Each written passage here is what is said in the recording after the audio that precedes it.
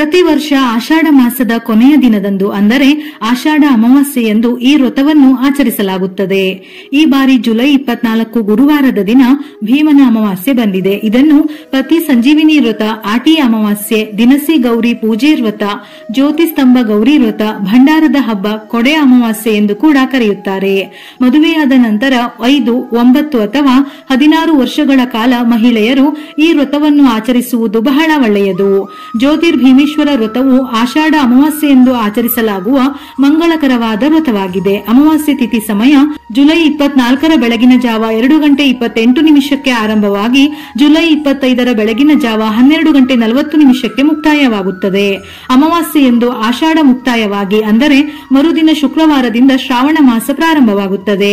ರಾಹುಕಾಲದ ಹೊರತುಪಡಿಸಿ ಯಾವುದೇ ಸಮಯದಲ್ಲಿ ಈ ಪೂಜೆಯನ್ನು ಮಾಡಬಹುದು. ಭಾರತೀಯ ಸಂಪ್ರದಾಯದಲ್ಲಿ ಪತಿಯನ್ನು ದೇವರೆಂದು ಭಾವಿಸಿ ಪೂಜಿಸುವ ಸಂಪ್ರದಾಯಗಳು ಬಹಳ ಪುರಾತನ ಕಾಲದಿಂದಲೂ ಇದೆ. ಪತಿಯ ಆಯುಷ್ಯ ಆರೋಗ್ಯ ವೃದ್ಧಿಯಾಗಬೇಕು, ಎಲ್ಲಾ ಕ್ಷೇತ್ರದಲ್ಲೂ ಯಶಸ್ಸು ಸಿಗಬೇಕೆಂದು ಪ್ರಾರ್ಥಿಸಿ ಅನೇಕ ವ್ರತಗಳನ್ನು ಮಾಡುವ ಸಂಪ್ರದಾಯ ಇದೆ. ವಟ ಸಾವಿತ್ರಿ ವ್ರತ, ಮಂಗಳಗೌರಿ ವ್ರತ, ಸ್ವರ್ಣಗೌರಿ ವ್ರತ, ಹಾಗೆಯೇ ಈ ಭೀಮನ ಅಮಾವಾಸ್ಯೆಯು ಒಂದು. ಸ್ತ್ರೀಯರಿಗೆ ಕುಂಕುಮವೇ ಅಮೂಲ್ಯವಾದ ಆಭರಣ. ಪತಿಯ ಸಕಲ ಆಪತ್ತುಗಳೆಲ್ಲ ಕಳೆದು ದೀರ್ಘಾಯುಷ್ಯವನ್ನು ಹೊಂದಲಿ ಎಂದು ಉಮಾಮಹೇಶ್ವರರಲ್ಲಿ ಪ್ರಾರ್ಥಿಸಿ ವಿಧಾನ ಪೂರ್ವಕವಾಗಿ ಪೂಜಿಸುವುದೇ ಈ ಜ್ಯೋತಿರ್ಭೀಮೇಶ್ವರ ವ್ರತ ಅಥವಾ ಭೀಮನ ಅಮಾವಾಸ್ಯೆಯ ಉದ್ದೇಶ. ಜ್ಯೋತಿರ್ಭೀಮೇಶ್ವರ ವ್ರತ ಎಂದರೆ ಪತಿಯ ಪಾದಪೂಜೆ ಮಾಡುವುದಷ್ಟೇ ಎಂಬ ಕಲ್ಪನೆ ಕೆಲವರಲ್ಲಿ ಇದೆ. ಆದರೆ ಇದಕ್ಕಿಂತ ಮುಖ್ಯವಾಗಿ ಆ ದಿನದಂದು ಶಿವ ಪಾರ್ವತಿಯರನ್ನು ಪೂಜಿಸುವುದು ಬಹಳ ಮುಖ್ಯವಾಗಿದೆ. ಅವಿವಾಹಿತ ಹಾಗೂ ವಿವಾಹಿತ ಮಹಿಳೆಯರು ಈ ವ್ರತವನ್ನು ಆಚರಿಸುವುದು ಶ್ರೇಷ್ಠ. ವಿವಾಹಿತ ಮಹಿಳೆಯರು ಪತಿಯ ದೀರ್ಘಾಯಸ್ಸು, ಆರೋಗ್ಯ, ಯಶಸ್ಸು, ಸಂತಾನಕ್ಕಾಗಿ ಮಾಡಿದರೆ ಅವಿವಾಹಿತರು ಶೀಘ್ರ ಕಲ್ಯಾಣ ಹಾಗೂ ಒಳ್ಳೆಯ ಮನೆ ದೊರೆಯಲಿ ಎಂಬ ಕಾರಣಕ್ಕಾಗಿ ಮಾಡುತ್ತಾರೆ. ಆಷಾಢದ ಆರಂಭದಲ್ಲಿ ಗಂಡನ ಮನೆಯಿಂದ ತವರು ಮನೆಗೆ ಹೋದ ಹೆಣ್ಣು ಮಕ್ಕಳು ಆ ದಿನ ಮತ್ತೆ ಗಂಡನ ಮನೆಗೆ ವಾಪಸ್ಸಾಗಿ ಭೀಮನ ಅಮಾವಾಸ್ಯೆ ವ್ರತವನ್ನು ಮಾಡಿ ಮತ್ತೆ ಜೀವನ ಆರಂಭಿಸುತ್ತಾರೆ. ದ್ರೌಪದಿಯ ಮೇಲೆ ಕಣ್ಣಿಟ್ಟ ಕೀಚಕನನ್ನು ಭೀಮ ವಧೆ ಮಾಡಿದ ದಿನವನ್ನು ಪ್ರತಿ ವರ್ಷ ಜ್ಯೋತಿರ್ಭೀಮೇಶ್ವರ ವ್ರತವನ್ನಾಗಿ ಆಚರಿಸಲಾಗುತ್ತದೆ ಎಂಬ ಕಥೆ ಇದೆ. ಈ ವ್ರತದ ಹಿಂದೆ ಮತ್ತೊಂದು ರೋಚಕ ಕಥೆ ಇದೆ. ರಾಜನೊಬ್ಬ ತನ್ನ ಸತ್ತ ಮಗನ ಶವದೊಂದಿಗೆ ಬಡ ಬ್ರಾಹ್ಮಣನ ಮಗಳನ್ನು ಕೊಟ್ಟು ಮದುವೆ ಮಾಡುತ್ತಾನೆ. ತಂದೆಯ ಅಣತಿಯಂತೆ ಮಗಳು ಶವವನ್ನು ಒರೆಸುತ್ತಾಳೆ. ನಂತರ ಶವ ಸುಡಲು ನದಿ ತಟಕ್ಕೆ ಹೋದಾಗ ಮಳೆ ಆರಂಭವಾದ ಕಾರಣ ಎಲ್ಲರೂ ಶವವನ್ನು ಅಲ್ಲೇ ಬಿಟ್ಟು ಓಡುತ್ತಾರೆ. ಆ ದಿನ ಅಮಾವಾಸ್ಯೆ ಆಗಿದ್ದರಿಂದ ಪ್ರತಿ ವರ್ಷ ತನ್ನ ತಾಯಿ ಪತಿಯ ಪೂಜೆ ಮಾಡಿದ್ದು ನೆನಪಾದ ನವವಧು ಸತ್ತ ಪತಿಯ ಪಾದ ಪೂಜೆ ಮಾಡುತ್ತಾಳೆ. ಆಕೆಯ ಭಕ್ತಿಗೆ ಒಲಿದ ಶಿವ ಪಾರ್ವತಿಯರು ಆಕೆಗೆ ಏನು ವರಬೇಕೆಂದು ಕೇಳುತ್ತಾರೆ. ಆಕೆ ತನ್ನ ಪತಿಯನ್ನು ಬದುಕಿಸಿಕೊಡುವಂತೆ ಕೇಳುತ್ತಾಳೆ. ಅದರಂತೆ ಶಿವ ಪಾರ್ವತಿಯರು ವರ ನೀಡುತ್ತಾರೆ. ಅಂದಿನಿಂದ ಆ ದಿನವನ್ನು ವಿವಾಹಿತ ಮಹಿಳೆಯರು ತಮ್ಮ ಪತಿಯ ದೀರ್ಘಾಯಸ್ಸಿಗಾಗಿ ಈ ವ್ರತವನ್ನು ಮಾಡಲು ಆರಂಭಿಸಿದರು ಎಂಬ ಕಥೆಯೂ ಇದೆ. ಭೀಮನ ಅಮಾವಾಸ್ಯೆಯೆಂದು ಮಡಿಯುಟ್ಟು ಪೂಜಾ ಸಾಮಗ್ರಿಗಳನ್ನು ಒಂದೆಡೆ ಜೋಡಿಸಿಕೊಳ್ಳಿ.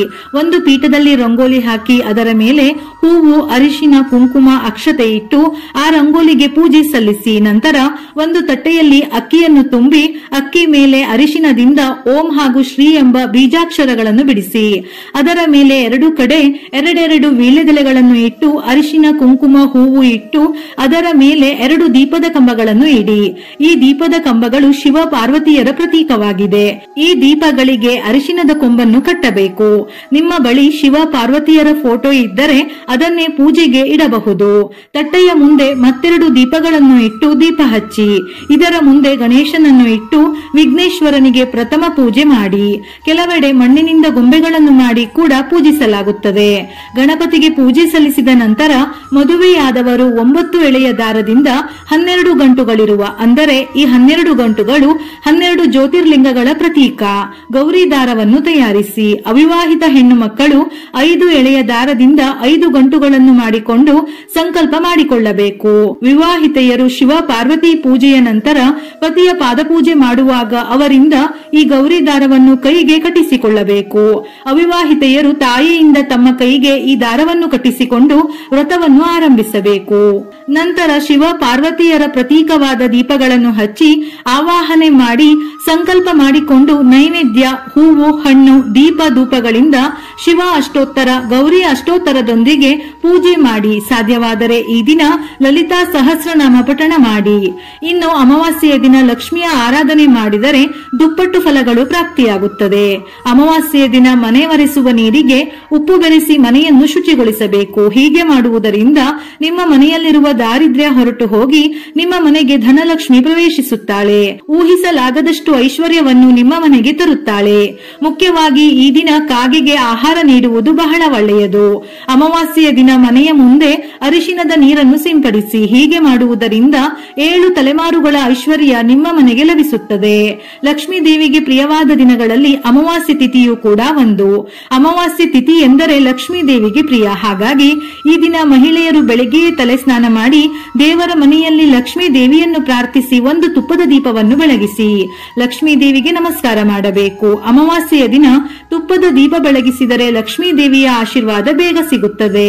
ಲಕ್ಷ್ಮೀ ದೇವಿಯ ಅನುಗ್ರಹದಿಂದ ನಿಮ್ಮ ಮನೆಯಲ್ಲೆಲ್ಲ ಸಂಪತ್ತು ವೃದ್ಧಿಯಾಗುತ್ತದೆ. ಹಣವನ್ನು ಗಳಿಸಲು ಒಳ್ಳೆಯ ದಾರಿಗಳು ಸಿಗುತ್ತದೆ. ಜೀವನದಲ್ಲಿ ಹಣದ ಕೊರತೆ ಉಂಟಾಗುವುದಿಲ್ಲ. ಪ್ರತಿಯೊಬ್ಬರ ಆಸೆಯೂ ಈಡೇರುತ್ತದೆ.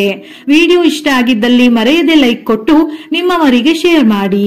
ಇದೇ ರೀತಿಯ ಮನಮುಟ್ಟುವ ಉಪಯುಕ್ತ ಮಾಹಿತಿಗಳಿಗಾಗಿ ಮತ್ತೆ ಭೇಟಿಯಾಗೋಣ.